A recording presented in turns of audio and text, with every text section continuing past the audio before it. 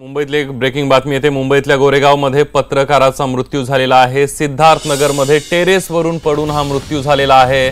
आदर्श मिश्रा असं या पत्रकाराचं नाव आहे। आत्महत्या की हत्या याबाबत आता पोलिसांनी तपास सुरू केलेला आहे। आताची सगळ्यात महत्त्वाची बातमी आहे, मुंबईतल्या गोरेगावमध्ये पत्रकाराचा मृत्यू झाला आहे। आदर्श मिश्रा असं या पत्रकाराचं नाव आहे। मात्र आत्महत्या की हत्या याबाबत तपास सुरू आहे। अधिक माहिती घेऊयात, अक्षय कुडकेलवार आपले प्रतिनिधी आपल्या सोबत आहेत। अक्षय,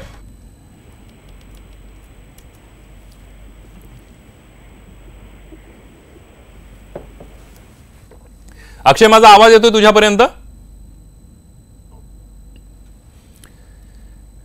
आपण बघतोय काही कारणांमुळे अक्षयशी आपला संपर्क होत नाही, पण मुंबईतली एक ब्रेकिंग बातमी आहे। मुंबईतल्या गोरेगावमध्ये पत्रकाराचा मृत्यू झालेला आहे। गोरेगावमधल्या सिद्धार्थनगरमध्ये टेरेसवरून पडून हा मृत्यू झालेला आहे। आदर्श मिश्रा असं या पत्रकाराचं नाव आहे। मात्र आत्महत्या की हत्या याबाबत तपास सुरू असल्याची माहिती मिळते।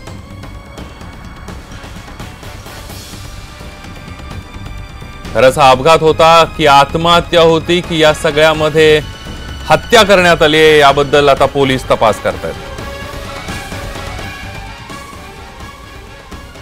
यानंतर तुळजापूरमधली एक ब्रेकिंग बातमी आहे। तुळजापूरमध्ये महिलांनी गाभाऱ्यात जाऊन देवीचं दर्शन घेतलेलं आहे। महिलांकडून तुळजाभवानीचं चरण स्पर्श सुद्धा करण्यात आलेला आहे। पाळीकर पुजारी महिलांनी चरण स्पर्श करून देवीचं दर्शन घेतलेलं आहे। आपण बघतोय शेकडो वर्षांची परंपरा होती, गाभाऱ्यामध्ये जाऊन देवीचं दर्शन घ्यायला महिलांना मनाई होती, मात्र ही परंपरा मोडीत निघालेली आहे। तुळजापूरमध्ये महिलांनी गाभाऱ्यात जाऊन देवीचं दर्शन घेतलेलं आहे। तुळजाभवानीचा चरण स्पर्श सुद्धा करण्यात आलेला। अधिक माहिती घेऊयात, आपले प्रतिनिधी बालाजी निरफळ आपल्या सोबत आहेत। बालाजी,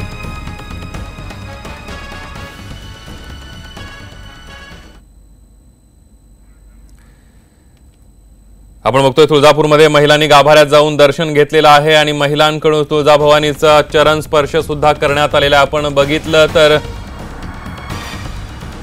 गेल्या अनेक वर्षांची, शेकडो वर्षांची परंपरा आहे ती मोडीत काढलेली आहे। कारण महिलांना मंदिरामध्ये तर प्रवेश होता, मात्र महिलांना गाभाऱ्यामध्ये प्रवेश नव्हता। देवीला स्पर्श करण्यास मनाई होती, मात्र शेकडो वर्षांची परंपरा जी आहे ती मोडीत निघालेली आहे। तुळजापूरमध्ये महिलांनी गाभाऱ्यात जाऊन दर्शन घेतलेलं आहे। अधिक माहिती घेऊयात, बालाजी निरफळ आपले प्रतिनिधी आपल्या सोबत आहेत। बालाजी, संदीप, एकूण बघितलं तर तुळजापूरमध्ये दोन पुजारी आहेत, एक पाळेकर आणि एक गोपी पुजारी आहेत। तर पाळेकर पुजाऱ्यांच्या ज्या महिला आहेत त्यांना देवीचं चरण स्पर्श करण्याची एक प्रथा जी होती ती नव्हती, त्याच्यामुळे पाळेकर पुजारी ह्या महिला ज्या आहेत ते मागणी वारंवार करत होतात की गोपी पुजारी महिलाप्रमाणे आम्हाला सुद्धा देवीचं चरण स्पर्श करून दर्शन देण्यात यावं, अशा मागण्या त्यांनी प्रशासनाकडे, जिल्हाधिकारी असतील, आयुक्त असतील किंवा पोलिसाकडे वेळोवेळी मागण्या केल्या होत्या। मात्र पोलीस त्यांच्या मागणीकडे किंवा प्रशासन असेल ते दुर्लक्ष करत होतं। मात्र काल या महिलांनी आपलं एक आंदोलन स्वरूपात जाऊन मंदिरात जाऊन देवीचं चरण स्पर्श करून दर्शन घेतलेलं आहे।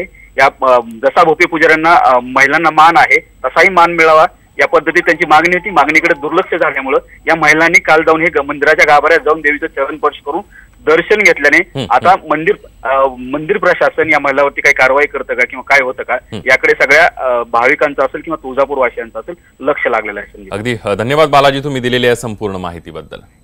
मध्ये एरो मॉडेल शोचं आयोजन करण्यात आलं होतं आणि सध्या सर्वत्र चर्चेचा विषय असलेला राफेल यामध्ये आकर्षण ठरलं। यावेळी 11 विमानांच्या मॉडेल्सने आकाशात झेपावून चित्तथरारक प्रात्यक्षिकं दाखवली। हा शो पाहायला रत्नागिरीकरांनी सुद्धा मोठी गर्दी केली होती।